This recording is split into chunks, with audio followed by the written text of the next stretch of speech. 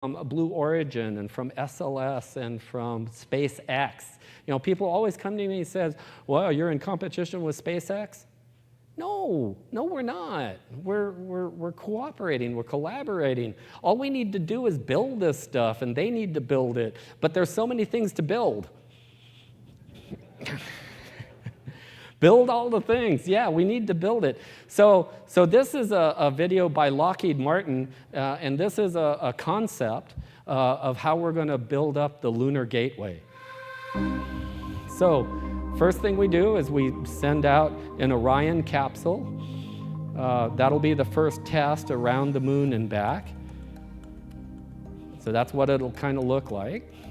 And then we're going to send that ion-powered, yes, these are ion engines, the power element, the PPE. And this power element will be the first part of the station. And then Orion will bring a habitable module to it, and it'll dock with it and, you know, go back to Earth. And so assembly starts in lunar orbit. This is really cool. Okay, next thing we do is bring out another module that has the logistics. Any logistic pilots in the audience? Whew, there you are. So that's the logistics. And then check this arm out. This arm works on two ends. It can actually spider and walk around the entire station, which is really cool. We'll bring another habitable module and make sure we hook that up as well. And then we're going to need to bring an airlock out. This airlock is for the lunar lander, so they can also walk outside and do spacewalks at the lunar station, at the gateway station. So then, I love that arm. It's my favorite thing. We can take instruments outside of that, transport them, and we can attach it to the station in any way we want to do as well. So again, multiple flights back and forth. We're entering such a unique time in our history, and yet you don't hear about it from the clickbait news. Oh, sorry, that was an editorial. I'm on the spectrum, forgive me. So they take the other module back because, again, they can refuel this back and forth. So that eventually, this whole thing will look like this.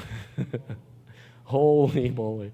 It'll be smaller than the International Space Station, but it's going to have a lot of capabilities. And because it's local, it's kind of easy, again, to go back and forth from Earth, and then easy to go from this lunar orbit back down to the surface. So this is real key. Oh, I am running out of time. I guess I'm going to have to go a little faster, but I just want to tell you all these stories. So in my presentation that's on YouTube, that's there in the corner, I kind of showed you the construction of the SLS system. And this stuff is really big. The SLS is really big. We had to come up with all new tooling. So a lot of people were like, oh, NASA's not doing anything. That's not true. That's why I said there's no lull. Because we had to have people actually turning screwdrivers and welding and building the tools to make the rocket pieces on there. And this stuff is really big. Those are people down at the bottom there. This is what we need to make the hydrogen tank at the Vertical Assembly Center. So this stuff takes a while to build. You don't just build Rome in a day, you know. It takes a while for us to retool. And this new SLS is very modular system. But it's also compatible. We can make it in pieces. So the liquid oxygen tank is that piece right there, and then the hydrogen tank down below. And so we have a new dome welding tool, so this helps weld a dome. Because we're going to need 4 domes. We're going to need a dome on top of the LOX tank and a dome on the bottom, a dome on the top, dome on the bottom. So that by using this modular approach, we save a lot of money as opposed to the Apollo. It doesn't need to be manufactured. So it all comes down to a modular system that we can make and put it together in all of this. So where are we from the null, from the lull? The lull here. Here is the current status of where we are. Do I do that pose? Here we go.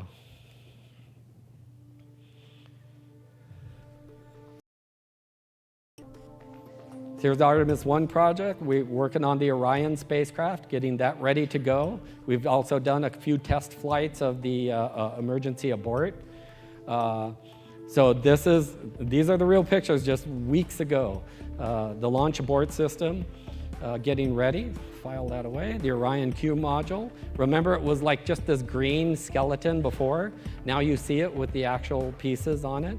This is new. This was just flown over on a huge airplane, the ESM.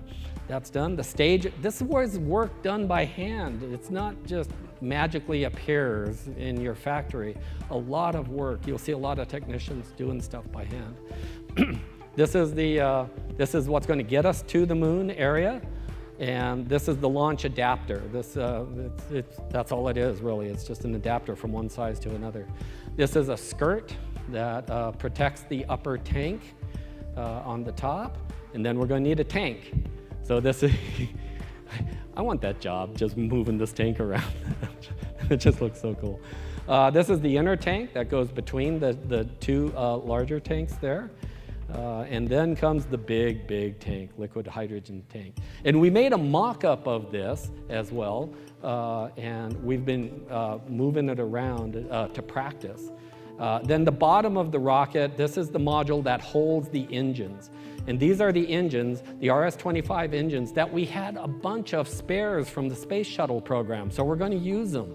So it's a lot cheaper we're using. And then, of course, my favorite, you know I always lose it on that one. Yeah, those solid rockets. You launch those solid rockets when they go. So yeah, and we're also going to need a new space suits as well. We're going to need 2 new suits. We're going to need a new suit for the capsule, and we're going to need a new space suit to travel around on the moon. Because again, they can't be disposable. We have to use them over and over again. And so there's going to be a few modifications to be done. And within the last month, we just announced that the new suit has been designed and selected, and we're starting to make those right now. So these are 2 that are ready. But you know what? There's something different about this picture than any other picture you would see in Apollo. What? A woman? Oh yeah, look at that. There's a woman in the suit. You know, who shall be the first woman on the moon? Oh my God! So I've worked for NASA for 32 years, and this thought got to me. I've been going to schools and lecturing, and when I was in schools, there were like 9-year-olds, and I would say, one of you are going to be the first woman on the moon. And the kids, you'll be, some of the young boys too, the men and women on the moon if we have a moon base. But guess what? Those aren't kids anymore. In that 32 years that I've been working, just think about this. Right now, there is an adult woman, we don't know who, and she doesn't know who is training to be the first woman on the moon.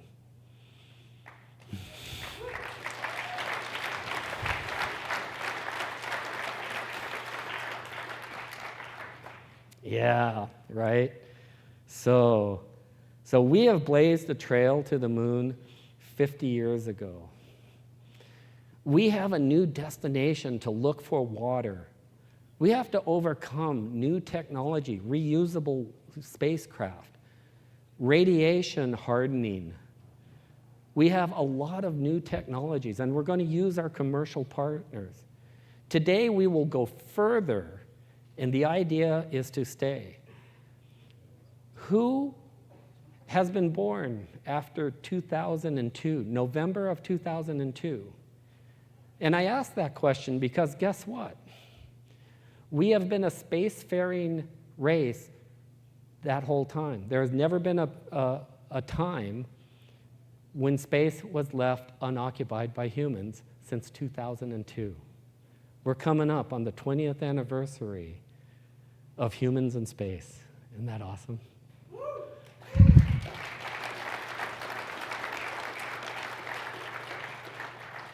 So I guess I didn't have to do this entire presentation. All I had to do is show you this video. So in summary,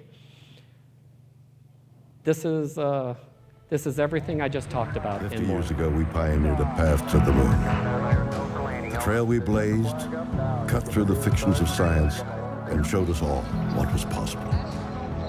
Very pretty out here. Today, our calling to explore is even greater. To go farther, we must be able to sustain missions of greater distance and duration. We must use the resources we find at our destinations. We must overcome radiation, isolation, gravity, and extreme environments like never before. These are the challenges we face to push the bounds of humanity. We're going to the moon to stay by 2024, and this is how. This all starts with the ability to get larger, heavier payloads off-planet and beyond Earth's gravity. For this, we designed an entirely new rocket. The Space Launch System. SLS will be the most powerful rocket ever developed. And with components in production and more in testing, this system is capable of being the catalyst for deep space missions. we need a capsule that can support humans from launch through deep space and return safely back to Earth. For this, we've built Orion. This is NASA's next-generation human space capsule. Using data from lunar orbiters that continue to reveal the moon's hazards and resources, we're currently developing an entirely new approach to landing and operating on the moon. Using our commercial partners to deliver science instruments and robotics to the surface, we are paving the way for human missions in 2024. Our charge is to go quickly and to stay, to press our collective efforts forward with a fervor that will see us return to the moon in a manner that is wholly different than 50 years ago. We want lunar landers that are reusable, that can land anywhere on the lunar surface. The simplest way to do so is to give them a platform in orbit around the moon from which to transition. An orbiting platform to host deep space experiments and be a waypoint for human capsules. We call this lunar outpost Gateway. The beauty of the Gateway is that it can be moved between orbits. It will balance between the Earth and Moon's gravity, in a position that is ideal for launching even deeper space missions. In 2009, we learned that the moon contains millions of tons of water ice. This ice can be extracted and purified for water. It can be separated in oxygen for breathing or hydrogen for rocket fuel. The moon is quite uniquely suited to prepare us and propel us to Mars and beyond. This is what we are building. This is what we're training for. This we can replicate throughout the solar system. This is the next chapter of human space exploration. Humans are the most fragile element of this entire endeavor, and yet we go for humanity. We go to the moon and on to Mars to seek knowledge and understanding and to share it with all. We go knowing our efforts will create opportunities that cannot be foreseen. We go because we are destined to explore and see it with our own eyes. We turn towards the moon now, not as a conclusion, but as preparation, as a checkpoint toward all that lies beyond. Our greatest adventures remain ahead of us.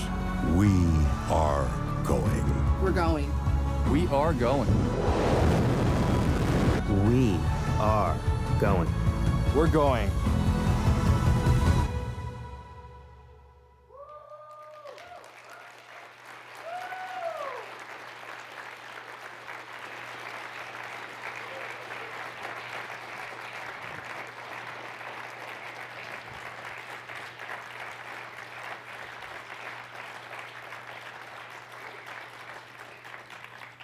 Thank you very much, the EVE community, for all your trust you've put into me and the honors and the gifts and the swag that you've done. Remember, we do care for each other. We do have our Disabled Gamers program. For those who are in attendance, the crew has printed out your Concord name badge. There's a 98% chance they have your name. They're just going to throw those passes away, so donate $1, help out the Disabled Gamers, and do what we can. And as the Space Pope, thank you.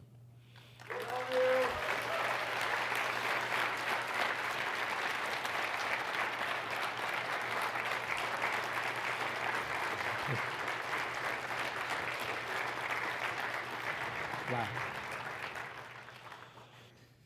Okay, I don't think there's time for questions, is there? They're telling me they got a hook on me, so I'll be available outside. I'll be happy to talk to you all. Thank you.